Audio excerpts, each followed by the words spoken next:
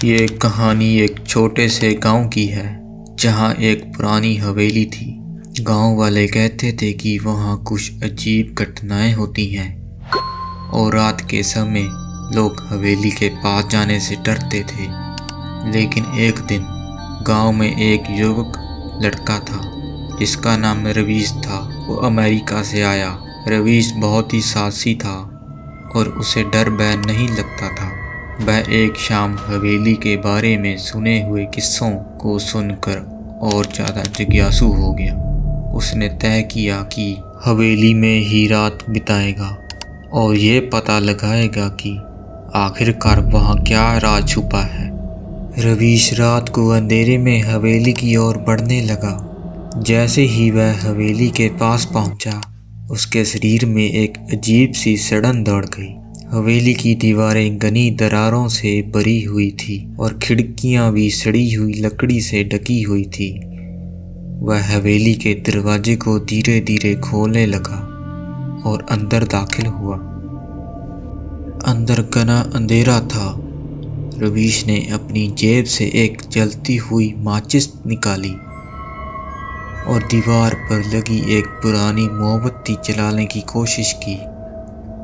जैसे ही मोमबत्ती जलने लगी, कमरे का माहौल कुछ अजीब सा हो गया।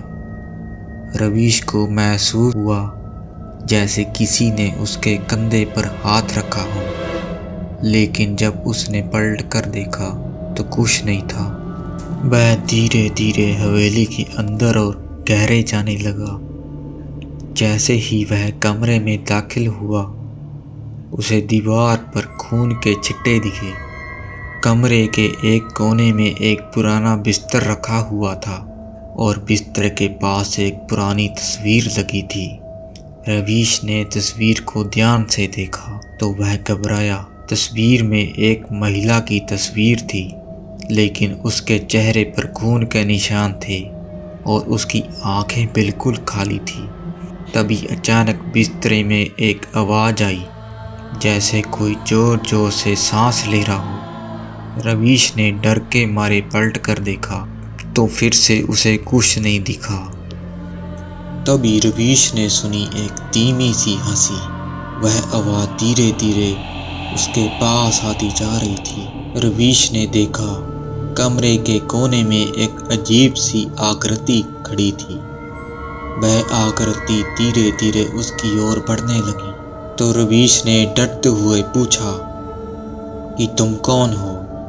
तो आकृति ने जवाब दिया कि तुमसे पहले कई लोग आए थे, लेकिन वह भी मेरी तरह ख़त्म हो गए, तो अब तुम भी कभी नहीं यहाँ से निकल पाओ। रवीश ने अपनी पूरी ताकत जुटाकर भागने की कोशिश की, लेकिन हवेली के दरवाजे अचानक बंद हो गए। वह कमरे से बाहर निकलने के लिए हर जगह दौड़ता रहा, लेकिन हर दरवाज़ा और खिड़की बंद हो चुकी थी। फिर वह आकृति अचानक उसके सामने आई और उसकी आंखों में गहरी नज़रों से देखा।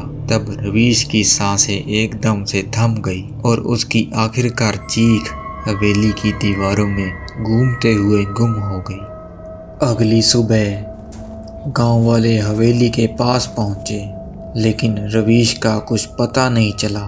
वह मानते थे कि वह हवेली के भूतों का शिकार हो गया है। यह हवेली फिर से वीरान हो गई, लेकिन लोग कहते हैं कि रात के समय अगर कोई वहां जाए तो उसकी आवाज़ें सुनाई देती हैं, क्योंकि हवेली की दीवारें अब भी उन आवाज़ों को सहेजे हुए हैं जो कभी रवीश की थी।